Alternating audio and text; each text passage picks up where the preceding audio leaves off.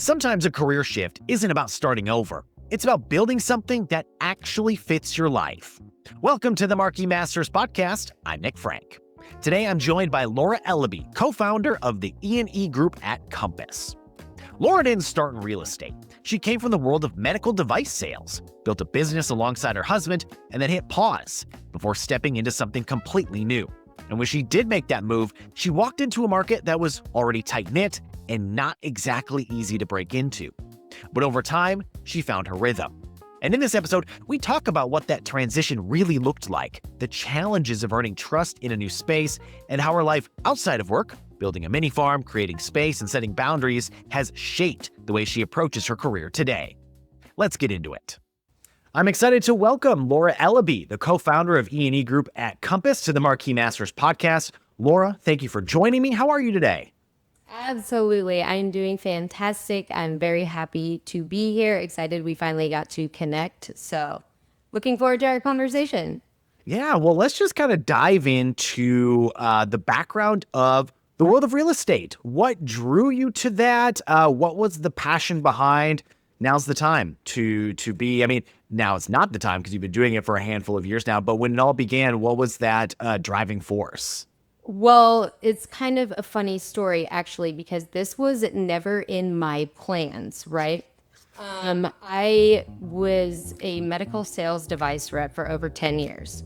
And after I had my second baby, I retired from that. And we lived right outside the city of Atlanta and started coming to Blue Ridge probably like 11 years ago as our little getaway, right? Well, back then, there were only a handful of agents and none seemed to answer their phone ever. And so my husband, we started kind of doing some investing on our own, buying and selling some houses up here. And he's like, why don't you get your real estate license? You're really good at taking tests. Like, why are we paying all these people? They don't even answer their phones. So why don't you do it? And I was like, okay, I'll do it. So it was really just starting as a personal endeavor just to do for ourselves, right? And I was living the retired mom life, teaching yoga, like living the dream. But with that being said, a very A-type personality, I can't do anything part-time. And real estate to me is not a part-time business, although so many people that are in this, that is the way for them. For me, it was like all or nothing. So I got my license. We ended up moving up here to that way I could have my feet on the ground, really learn the business. And honestly, it just started snowballing from there.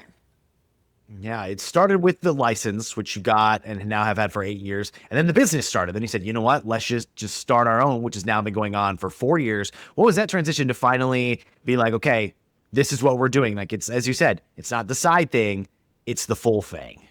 Right. And I came from a place of working for myself for so long. And then obviously real estate, I didn't know anything. So at the beginning, at the very beginning, I was a solo agent here under RE/MAX.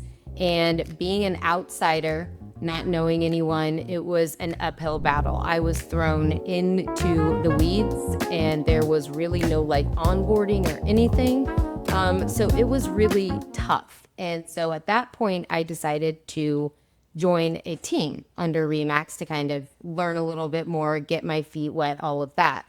Well, I was there for about 3 years and again, just kind of missed being my own boss, saw a bigger picture, feel like I was hitting the ceiling kind of at that team.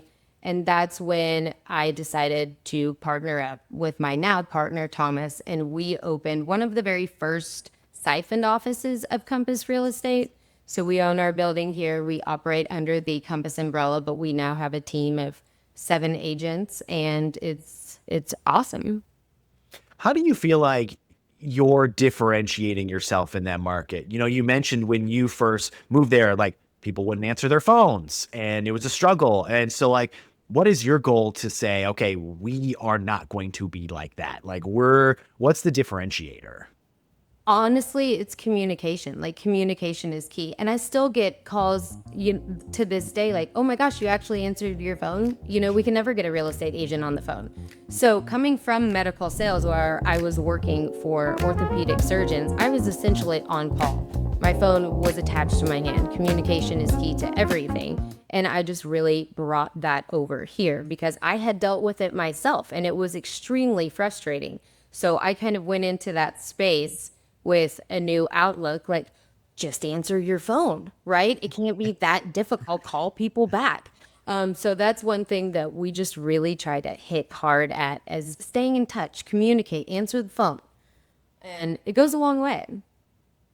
Did you find any difference between selling medical devices to then real estate? Like, what was that transition like? Did it feel seamless? Did it feel very like challenging? What was that transition like? Well, first, I thought I was getting an upgrade, right? Because medical sales, I mean, you're under fluorescent lights, you're dealing with it's a high stress atmosphere for sure. And I'm like, oh, cool. I get to go look at fun, mountain houses and be outside. This sounds amazing. I thought I was getting a lot of time back.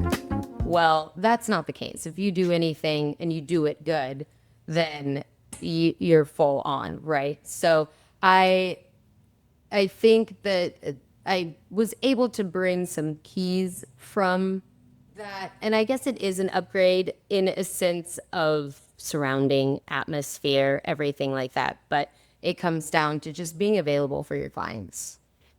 Yeah. Well, and speaking of being available, you mentioned that you kind of made this transition, like you kind of retired, you had, your second kid, you kind of retired. And then you decided, hey, I'm going to get back into it. I'm the A-type personality. I'm going full on into this.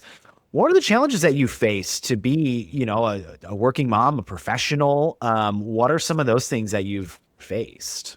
I think I would say the hardest thing here was I was not accepted at the beginning. Blue Ridge has grown exponentially in the last 5-10 years for sure. When I was first here, it was still the small town, the good old boys, the 5 families. And if you didn't have one of those last names, you really weren't getting anywhere.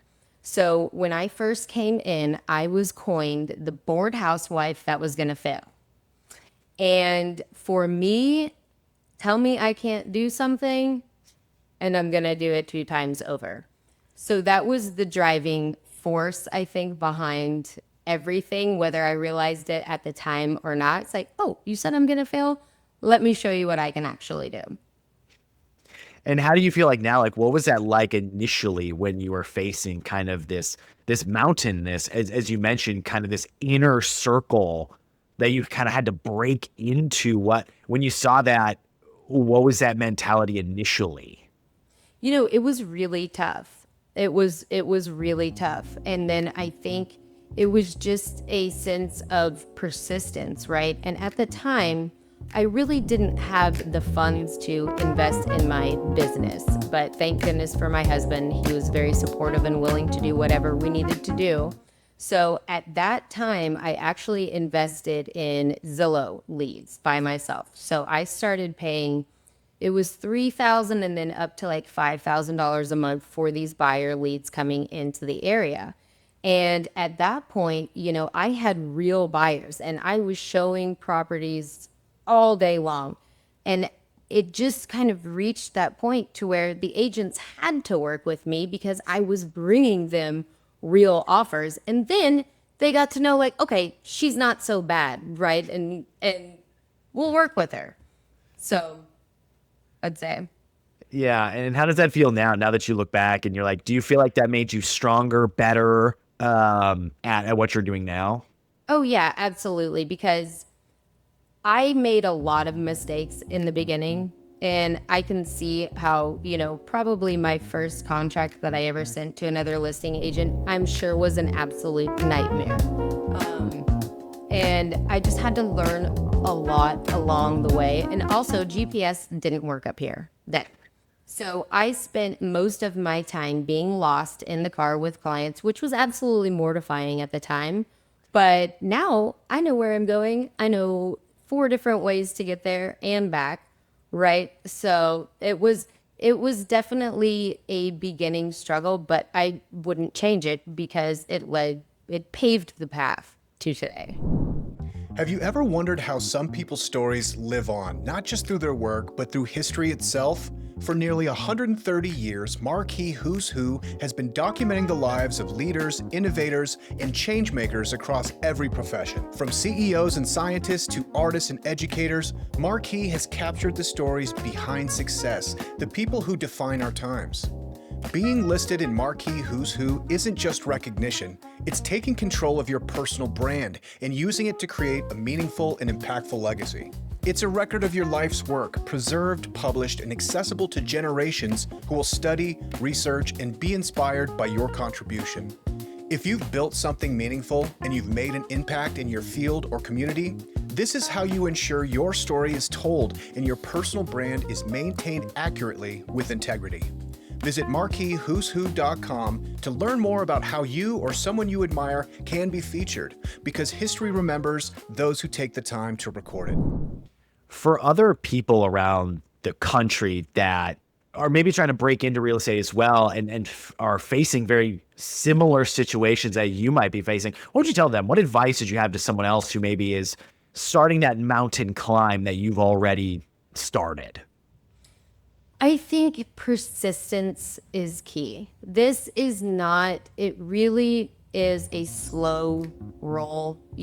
I mean, what you do today, you're not necessarily going to see tomorrow. So you have to stay consistent and persistent, even when it feels like all doors are shutting. And a lot of them will, but you never know which one is going to open. That could be your big break, right? So I think it has a lot to do with just a positive mindset, blocking out the noise and just showing up, honestly. Yeah.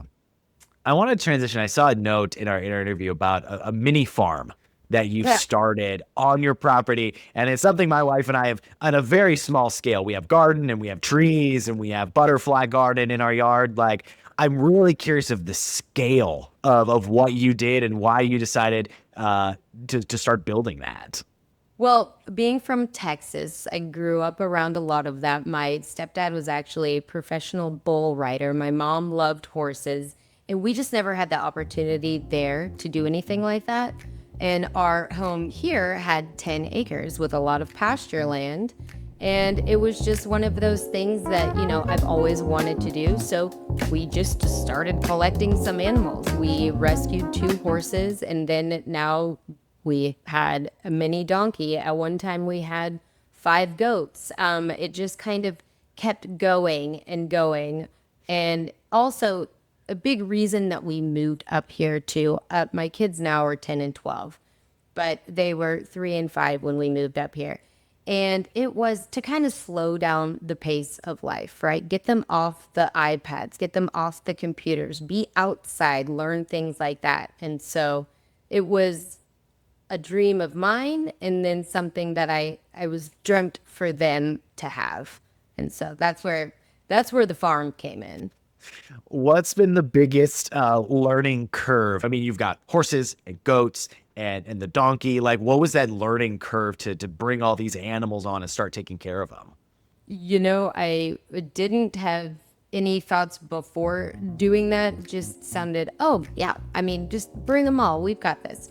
There's a lot of learning curves. I think the biggest one for me, we had these baby goats that we were bottle feeding, right? Well, turns out that they're highly allergic to mountain laurel, which is something that naturally grows here, was all over our pasture. Well, they ate that. So then, at 3 o'clock in the morning, I'm stuffing charcoal down their throats, trying to keep them to survive. So it's a lot more than just putting them out to pasture and feeding them. Luckily, there was a great community around here that helped me learn along the way. I don't really recommend doing it like I did. I would kind of do a little bit more homework before you just decide to throw a lot of things in your pasture, because that's what we did at the beginning. And my friends around here joke that my farm is the survival of the fittest, because we've had, unfortunately, a lot of deaths along the way, just with natural causes or whatever. But yeah. Well, Okay, so when you're not selling homes and when you're not, taking care of your animals, how else do you like to spend your free time? Outside, honestly. Outside and yoga is something that really helps me balance because it's very hard for me to quiet my mind. It's very hard to turn the off button, but that's a lot easier to do. And that is something beautiful about the farm. The animals are always excited to see you. Nobody's yelling at you. They're not on a deadline. So that's a nice peaceful part of everything. And then yoga, honestly, I've been a yoga teacher for 11 years now. So that is something that kind of helps me balance everything else. I do love that. I love the idea of, the goats don't have a deadline. Like, it's just like, hey, as long as we're fed, like, Yeah, good. And you're really excited to see you, and that's not the case with people all the time. Everybody's always needing something. You're always on a deadline. And so that it's a reprieve for sure. Yeah. You touched on how it kind of took a little bit to get ingrained in the community, to get accepted into the community. How valuable is it now for you to now be giving back? I mean, you're around the community a lot, being a realtor, especially, you have to be so involved. So what does that look like for you? Yeah, absolutely. And it is a small community and everybody is really tight knit. So even though it took a moment to break into, I feel like I have a good establishment here. And my team and company and I here, we do a lot for the local community, especially when it comes to the high schoolers and just supporting honestly anybody that we can. And let me say, so one of the big scholarships here is actually tied into real estate, and it's through the Parade of Homes. And what they do, so every year the big builders showcase their houses, and we always represent 1 to 2 of those houses. All of the money that is raised during that is going to our local students to send them to college. So I think that is like the number one thing. It's really awesome. When we first started this about 8 years ago, we sent 3 people to college and they'd come back and talk and tell their story. And then I think last year it was up to about 25. So just to see that growth is absolutely amazing. Giving back to the kids, giving them opportunity, I think is the most important thing. I love that. And when you think about opportunity, if you had the opportunity to go out to lunch with anybody who's past, present, who would it be? Who would you take out to lunch? You're not, or even show a house to. If you said, "Hey, I'm going to show you this house," who would it be? This may sound cliche, but it's the first thing that comes to my mind, so I have to say it. And that would be Jesus, honestly, because I think we need a little bit more of him here right now. And honestly, just a lot more love and a lot less stress and just understanding where he came from and why he came from and getting back to the basics and just learning to be a little bit more like that. Yeah. And from the medical sales to real estate, if you could go back to your 17, 18-year-old self and kind of re-jumpstart your career, do you think you would have done all the same things? Is there any different path that you kind of look back and like, ooh, maybe I should have gone and done that?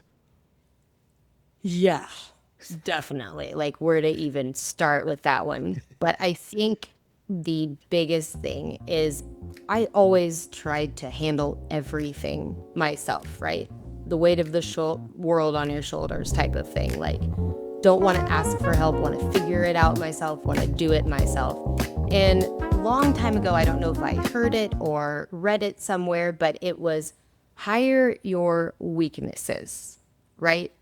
We can't all be good at absolutely everything. And if I could go back, I would have hired my assistant earlier in medical sales and in real estate, just to take some of the weight off of my own plate and start to build that really strong community around you instead of trying to handle everything yourself, because taking from experience, you can't do that, and it will lead to burnout and it will lead to blow up. So having some important help is priceless. It really is.